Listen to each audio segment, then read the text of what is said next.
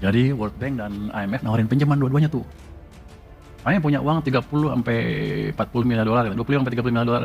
Kalau kamu mau pakai boleh gitu. Saya bilang sama dia, sekarang saya belum butuh karena saya sendiri punya persediaan hampir 25 miliar dolar untuk negara kita sendiri. Pemirsa, Dana Moneter Internasional atau IMF meminta pemerintah Indonesia menghapus kebijakan hilirisasi. IMF itu kenapa saya bilang ini racun. Kita utang malah ditambah, katanya lagi kebanyakan utang swasta, sekarang ditambah utang pemerintah. Kursnya yang tadinya gonjang-ganjing dikit malah suruh dilepas. Bebas saja floating. Aduh, akhirnya tuh floatingnya kan luar biasa. BMF nggak tanggung jawab waktu floatingnya luar biasa itu. Guys, ini IMF benar-benar gak ada capek-capeknya mengganggu Indonesia. Setelah kemarin teman-teman, ini Pak Purbaya menolak mentah-mentah tawaran pinjaman dari IMF. Kini IMF kembali membuka luka lama terkait pelarangan hilirisasi. Ya teman-teman, IMF ini mulai lagi ngomongin soal industrialisasi Indonesia yang bisa mengancam ekosistem bisnis global atau ya ekosistem industri global. Karena kalau misalnya Indonesia berhenti jadi pemasok sumber daya, teman-teman ya, sumber daya alam berupa mentahnya, kayak contoh nikel, kita nggak jual keluar, kita kelola di dalam negeri. Terus kita punya tembaga, kita nggak jual keluar, kita olah dulu di dalam negeri. Kata IMF, itu akan merugikan dunia. Nah, siapa yang dirugikan teman-teman? Yang dirugikan ya cuman negara-negara maju yang memang teman-teman sangat bergantung dengan sumber daya alam Indonesia. Khususnya ya pertambangan seperti nikel. Nah, ini kan para menteri Pak Prabowo sekarang, salah satunya Menteri SDM Bahlil Lahadalia langsung menyebut IMF itu ya mohon maaf teman-teman, mereka itu ngawur. Ya, kenapa mereka mengurusi urusan dalam negeri Indonesia? Oh, ternyata ini alasan kenapa IMF itu ya mati-matian nyodorin uang bahkan hingga 30 miliar US dollar teman-teman ke Indonesia. Ini mati-matian loh mereka datang. Pak Purbaya inilah pakai bunganya rendah gini. Kata Pak Purbaya nggak mau. Kalau waktu itu Pak Purbaya ambil, teman-teman, saya yakin hilirisasi industri bakal ditutup. Ya, pasti itu saya yakin. Contohnya dulu Pak Harto kena jebakan teman-teman dari IMF. Industri dirgantara kita yang dulu pernah sukses membuat pesawat terbang, teman-teman, ya, di tangan dingin Pak Habibie dulu ditutup lantaran yaitu syarat Indonesia untuk dapat kucuran uang dari IMF. Nah, setelah ditolak teman-teman, gak habis pikir juga itu IMF, mulai cari nyerempet yang lain. Nah, puncaknya IMF teman-teman ya disebut-sebut jadi dalang yang akan terjadi kerusuhan di bulan Agustus. Ya, hari ini kita bakal tengok dulu bagaimana pemerintah Indonesia melawan IMF, bagaimana pemerintah Indonesia tidak tunduk, teman-teman, terhadap ya intimidasi, ancaman ataupun apapun yang dilakukan oleh IMF. Pemerintah Indonesia, Pak Prabowo dan jajarannya, ke Pak Purbaya ya, Menteri Keuangan Pak Purbaya, satu kata, satu langkah, lawan. Kita lawan. Kita simak teman-teman informasi berikut ini. Orang-orang lapar itu adalah orang yang paling sulit untuk digalang dan paling sulit untuk dihalang ketika mereka mau berbuat apa saja. Nah, yang kita hadapi ini adalah orang-orang rentan yang sudah mulai terganggu isi perutnya. Bahwa disebutkan akan ada potensi gangguan keamanan atau isapan jempol belaka. Tentu saja kita tidak berharap bahwa itu akan terjadi. Ya. Tapi kalau kita seluruh bangsa Indonesia ini mengalami vulnerability, ya, mengalami kerentanan. Di semua sisi, di semua sektor, baik di ekonomi, politik maupun sosial, itu pasti. Dalam situasi yang rentan seperti ini, maka bisa saja akan mudah memancing gerakan-gerakan organik untuk melakukan aksi-aksi kekerasan. Karena ketika satu pemerintahan menghadapi orang-orang lapar, sejarah membuktikan bahwa orang-orang lapar itu adalah orang yang paling sulit untuk digalang dan paling sulit untuk dihalang ketika mereka mau berbuat apa saja. Nah, yang kita hadapi ini adalah orang-orang rentan yang sudah mulai terganggu isi perutnya. Ini yang kemudian menjadi kekhawatiran bersama. Nah, apakah salah satunya isu pemantiknya cuma ekonomi? Ya, tidak juga. Bisa juga disebabkan oleh faktor politik, bisa juga karena faktor sosial, ketimpangan yang luar biasa. Itu kan yang dimaksud dengan vulnerability itu. Dan itu terjadi.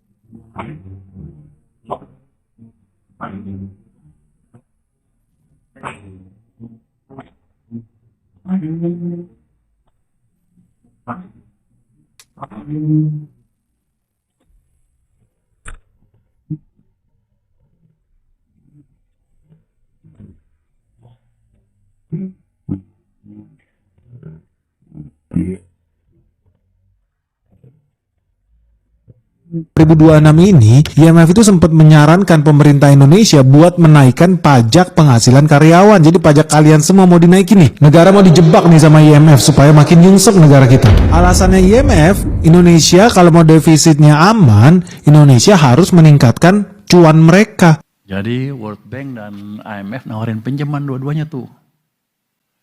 Makanya punya uang 30 sampai 40 miliar dolar, 25 sampai 30 miliar dolar. Kalau kamu mau pakai boleh katanya. Itu dibagi untuk beberapa negara yang butuhkan nanti katanya. Wah, banyak juga. Saya bilang sama dia, sekarang saya belum butuh karena saya sendiri punya persediaan hampir 25 miliar dolar untuk negara kita sendiri. Jadi aman. Wah, mukanya asem karena dia nggak bisa minjemin duit, nggak bisa dapat bunga tuh mereka tuh. Tapi itu dalam keadaan apapun, kondisi yang kita punyai harus kita jadikan senjata yang paling optimal. Kalau lebih kita pakai, kalau kurang juga kita pakai. Pokoknya kita nggak pernah rugi.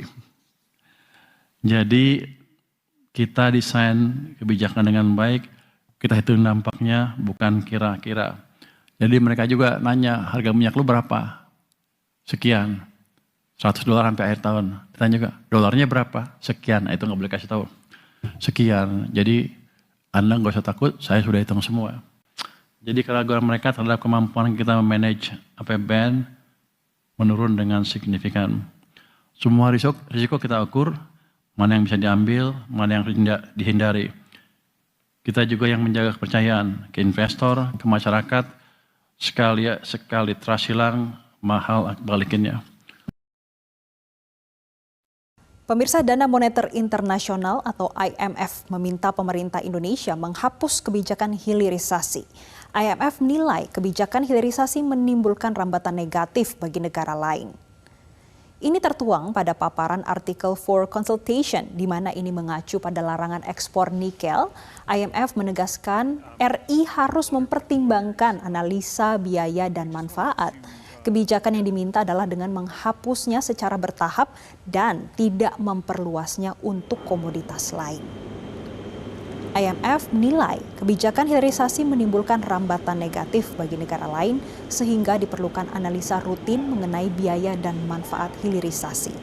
Selain itu, IMF juga dalam paparannya memperkirakan pertumbuhan ekonomi Indonesia akan mengalami moderasi di kisaran 5% pada 2023 setelah tumbuh 5,3% pada tahun 2022.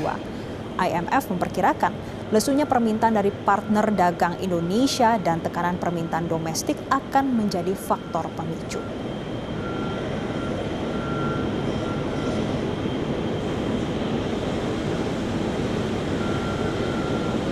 Sebelumnya, IMF mengimbau Indonesia mempertimbangkan kebijakan penghapusan bertahap atas kebijakan pembatasan ekspor nikel serta tidak memperluas pembatasan ke komoditas lainnya. Namun, Menteri Investasi Kepala Badan Koordinasi Penanaman Modal Bahlil Lahadalia mengungkapkan IMF menerapkan standar ganda terkait kebijakan larangan ekspor komoditas yang dilakukan oleh pemerintahan Presiden. Dana Moneter Internasional atau IMF mengimbau Indonesia untuk mempertimbangkan kebijakan penghapusan bertahap atas kebijakan pembatasan ekspor nikel serta tidak memperluas pembatasan ke komoditas lainnya.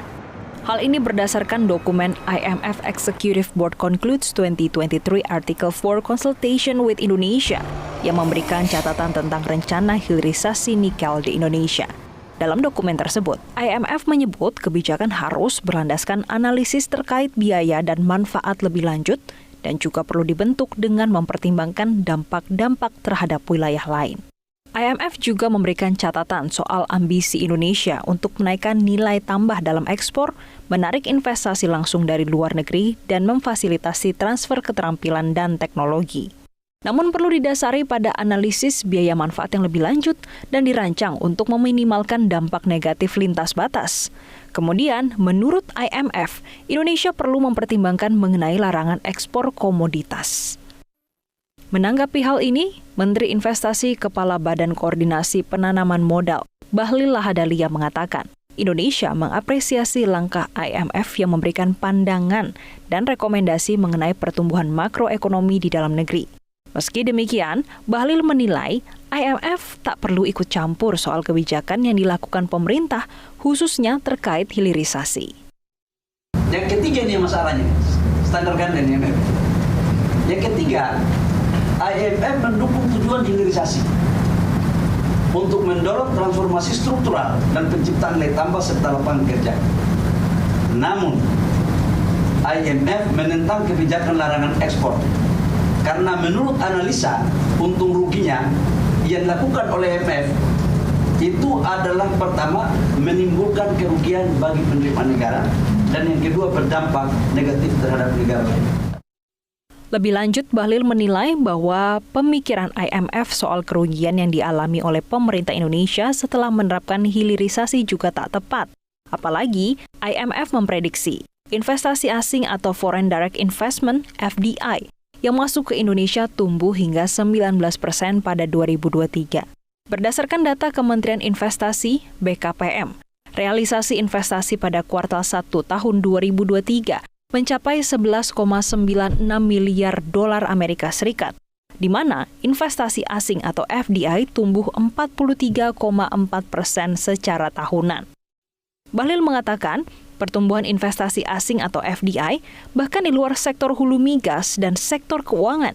Dan ini menunjukkan kepercayaan publik global kepada Indonesia dalam menerapkan kebijakan ekonomi dan reformasi birokrasi dalam investasi. IMF mengatakan bahwa negara kita rugi. Ini di luar nalar berpikir sehat saya. Dari mana dia bilang rugi? Tahu nggak? Dengan kita melakukan hilirisasi, itu penciptaan nilai tambah. Ya guys, sudah kita simak informasi tadi di mana ya IMF teman-teman benar-benar tidak habis pikir ya, tidak kehabisan cara juga untuk mengusili Indonesia, ngegangguin kita terus teman-teman. Dari era 98, era Pak Harto teman-teman. Sampai ya kita berhasil melunasi hutang-hutangnya, teman-teman ya. Era Pak SBY kita lunasi semua itu. Nah, sekarang setelah lunas ya ditawari lagi 30 miliar US dollar, teman-teman, ditawarin itu. Tinggal tanda tangan Pak Purbaya langsung cair. Tapi ya kita nggak bodoh lah. Pemerintah nggak bodoh ya. Kalau ngambil hutang di IMF sampai saja kita mengalungkan rantai di leher kita. Ya mending kita minjemnya ke negara lain lah yang lebih kooperatif, yang lebih bisa diajak kerjasama daripada sama IMF. Nah, gimana menurut kalian teman-teman? Setuju nggak dengan keputusan Indonesia untuk menolak pinjaman dari IMF? Dan ya kita bakal terus lawan, itu kata Pak Prabowo. Mungkin itu informasi kita hari ini, kita bakal lanjut di video selanjutnya. Assalamualaikum warahmatullahi wabarakatuh.